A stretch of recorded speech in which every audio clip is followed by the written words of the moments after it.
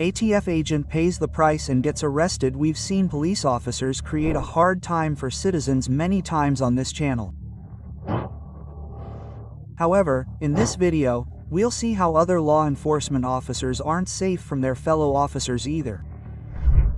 On July 7, 2020, ATF agent James Berg was visiting a home in Columbus, Ohio, to seize a shotgun from an individual who was not authorized to possess a firearm. Little did he know, however, that doing his job would turn out to be his biggest mistake. Agent Berg knocked on the door and showed his badge number to the individual inside.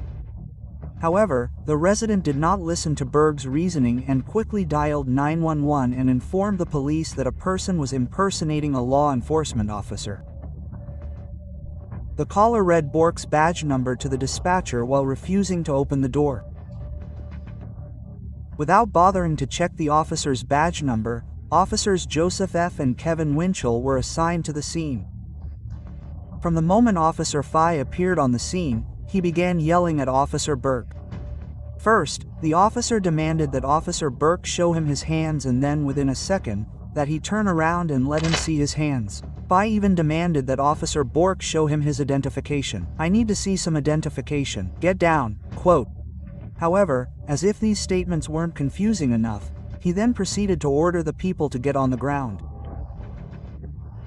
Now, these three orders are contradictory to each other, and we have often seen that when a suspect cannot comply with all of these orders at once, then he is the problem.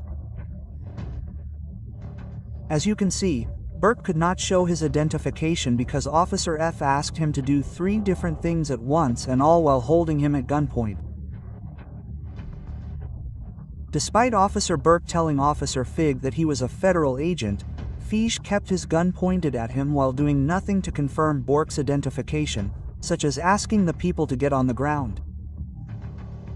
Berg initially refused, saying he would not do it.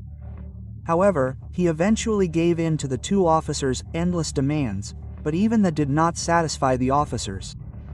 When the two had the people on the ground, they attempted to handcuff him, to which Officer Berg resisted, saying they could check his identification. But the officers were not interested in confirming anything and continued to try to handcuff Officer Berg. As a struggle ensued, Officer Fage pulled out his taser and shocked the people.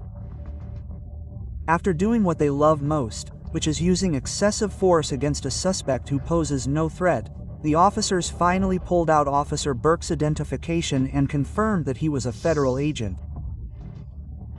But even then they kept him handcuffed while telling him that he should be ashamed of himself because he was showing no professionalism. Pretty ironic, huh? Officer F then told Berg that he had his chance to explain himself and invited him to get in the car. To this day, it is still unknown what opportunity he was talking about. After telling him to be ashamed of himself, the officers forced the federal officer into the back of their police car. BK kept telling them that he needed air and that he had a breathing problem. "Sir, put your legs out. I need air." However, the officers decided to treat him as they would a regular citizen and ignored his request. After securing the federal officer, Officer Fige then approached the caller who had accused Berg of impersonating a police officer. After holding federal officer Berg for over an hour, the police eventually released him without charges. Although the Columbus Police Department forgot about the incident the next day, Officer Berg did not. On December 4, 2020, he filed a federal lawsuit against the city of Columbus, Officer Fige, and Officer Winchell. The lawsuit alleged that the officers used excessive force against him and violated his constitutional rights. Berg also alleged in the lawsuit that after his arrest by Columbus police, he was placed in an administrative support role within the ATF, as he was unable to perform the duties of an agent due to injuries he sustained at the hands of the officers.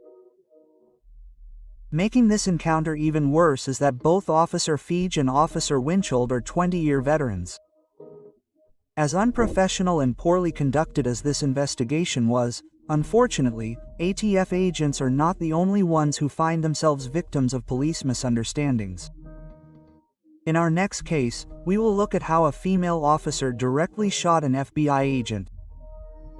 FBI agent sues North Carolina police officer after being shot by fire. Dude, in November 2019, there was an incident in Charlotte, North Carolina that resulted in a friendly fire shooting. The FBI task force was executing a search warrant when Charlotte Mecklenburg Police Department officer Heather Loveridge opened fire on what she thought was a suspect and mistakenly shot FBI agent Clarence Belton. The wounded officer recently filed a lawsuit against Officer Loveridge and the city of Charlotte. The lawsuit alleges negligence, assault and battery, violation of Fourth Amendment rights, and negligent infliction of emotional distress. Belton, who had been in law enforcement for nearly a decade, saw his career abruptly cut short by the shooting.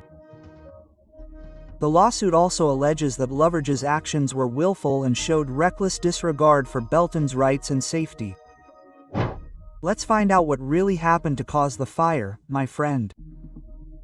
According to the initial criminal complaint, the officers were directed toward the subject of their investigation, a 47-year-old individual named Larry McConaughey, who was moving a trash can at the end of his driveway. When the officers made their presence known by announcing themselves, McConaughey had quickly retreated inside the premises. However, when they entered through the door, they encountered McConaughey had in possession of a handgun. At the same time, a team of officers from the Charlotte Mecklenburg Police Department had also arrived on the scene.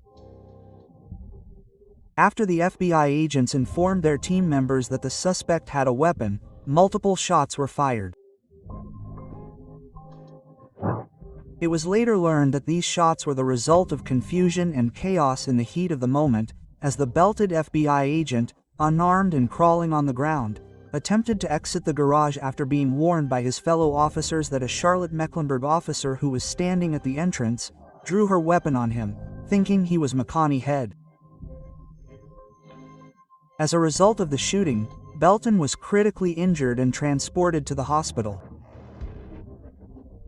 It is important to note here that even after learning that Belton was not a threat and that Loveridge used excessive force, she was not charged with a crime for shooting Belton. However, the Charlotte Mecklenburg Police Department's Independent Shooting Review Board concluded that her actions violated the department's deadly force policy. After filing the lawsuit, Belton is now seeking compensation for her injuries, pain and suffering, lost income and retirement benefits, and any other losses deemed compensable. The lawsuit also alleges that Loveridge acted unreasonably in intentionally shooting Belton, who was unarmed and crawling on the ground and posed no threat to Loveridge or any other officers. In fact, he didn't stop shooting Belton until he heard someone say, "He's a cop." This only highlights the unprofessionalism of someone who is supposed to be acting in the best interests of the citizenry and making sound judgments. In his quest for justice, Belton is now seeking damages in excess of $25,000 for negligence, assault, and violation of his Fourth Amendment rights. The lawsuit underscores that officers must exercise restraint and adhere to protocols to prevent tragedies like this from happening.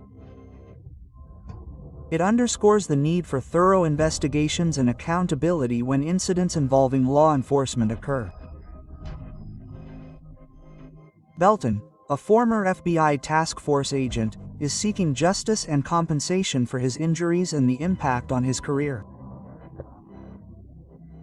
The case is currently pending in court, while Loveridge has been cited for termination by the Charlotte Mecklenburg Police Department.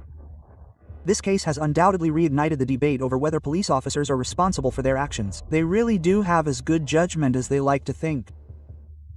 Furthermore, Overage's actions have also highlighted the deaths of all the innocents in the past who died simply because a police officer deemed them a danger.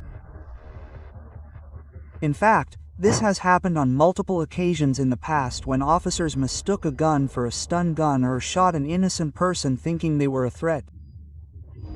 All of these cases continue to call for one thing: more accountability from law enforcement.